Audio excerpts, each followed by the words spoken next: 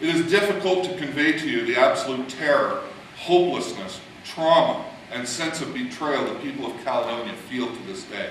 Perhaps it is enough to tell you that Pam Dudich must take medication and go to counseling. Pam's mother takes medication for her diagnosis of post-traumatic stress disorder and has attempted suicide. Pam's father has had a heart attack, the family business is in ruins, and they can't leave because they can't sell their home. This sign is from the Sterling Street subdivision, where Native occupiers burned down the Sterling Bridge and left Sam Galtieri with brain damage from their vicious beating.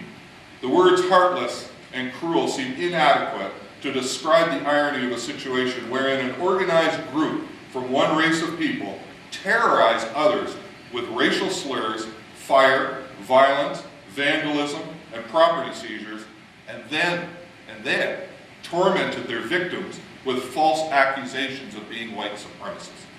As the son of parents who lived in Nazi-occupied Holland, I am offended to the very core of my being by the blaming of innocent victims for racially motivated crimes against them. This sign, this picture shows a CanAce founder on the day that Gary McHale and Jeff Parkinson were attacked and sent to hospital. I was also assaulted.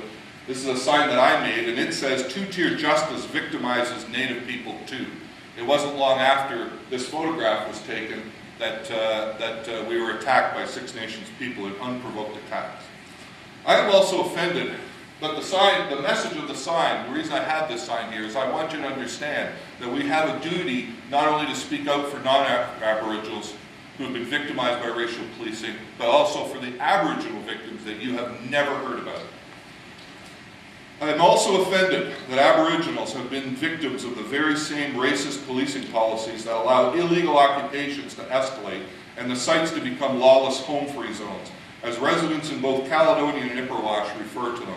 Occupation sites have seen rapes, assaults, arson, drug use, and gun violence. In both Ipperwash and Caledonia, ironically, original occupiers have expressed fear of the lawlessness that developed in the aftermath of their own lawless takeovers.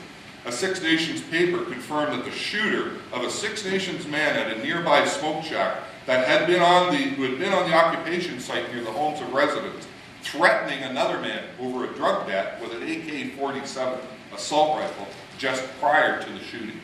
In August 2007, another Six Nations paper cited former Six Nations Chief David General's opinion that, and this is the newspaper's quote, "He does not consider the occupation site sacred land," citing 2 reported rapes and several other unseemly acts which have been reported from the reclamation site. The Ipperwash inquiry describes how a school bus was loaded with Native children and driven by a 15-year-old boy who crashed it through the front gate of Camp Ipperwash, smashed the doors of the drill hall, and backed into a jeep, part of a planned diversion while other natives took over the base. Instead of criticizing this egregious example of child abuse, however, the inquiry's commissioner was almost breathless in his apparent admiration at the use of children to assault a Canadian military installation. Our Ipperwash Papers project reveals that despite the Ontario government's ostensible defense of the OPP's so-called peacekeeping approach, on the basis it is simply following recommendations of the Ipperwash inquiry, it knows full well that the inquiry never studied, repeat, never studied the issue of Aboriginal violence against residents. Nor did it study the effects of racial policing and escalating violence, even though, according to the town's CAO, the events at Ipperwash, including the demise of Dudley George, were caused by unequal law enforcement in the years prior to Mr. George's death. Out of 139 witnesses, not one resident was allowed to testify. And none of the inquiry's 100 recommendations specifically addresses the issue of preventing violence against residents.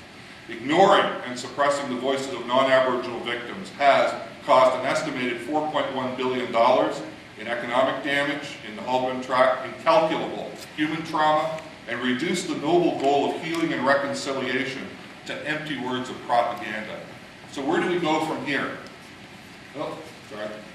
First, we must accept that talking about non-Native victims does not diminish Aboriginal grievances or their legitimate aspirations.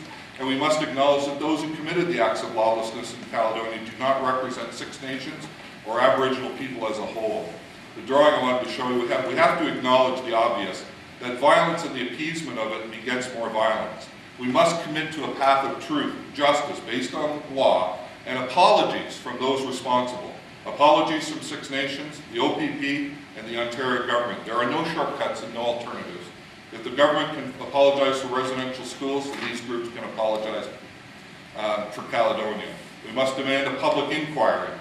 The urgency and importance of intellectually honest research and debate cannot be overstated. Unfortunately, our experience shows that some pseudo-academics have allowed biased personal agendas to get in the way of critical analysis and legitimate research. And finally, we seek help in reaching out to the good people of Six Nations so that we may find true partners for peace who recognize the inherent wisdom of a path to healing and reconciliation based on truth, justice, and apologies. Despite the terrible things done to them, the hearts of the people of Caledonia remain open, and they are eager to restore the long-standing and valued relationship that they have with Six Nations neighbors. And before I just want to close, I want to thank Dr. Widdowson and the University and the Frontier Center for Public Policy for making this historic forum available to address these issues, which are of vital importance, not only to the people of Caledonia and Six Nations, but to all of Canada. And I thank you to the other speakers. And I just like to very quickly close and say, the supporting evidence for everything that I just said can be found online at the Caledonia Victims Center with the speech, and the speech is fully cited, all referenced. So that's all I have. Thank you so much for listening. Thank you.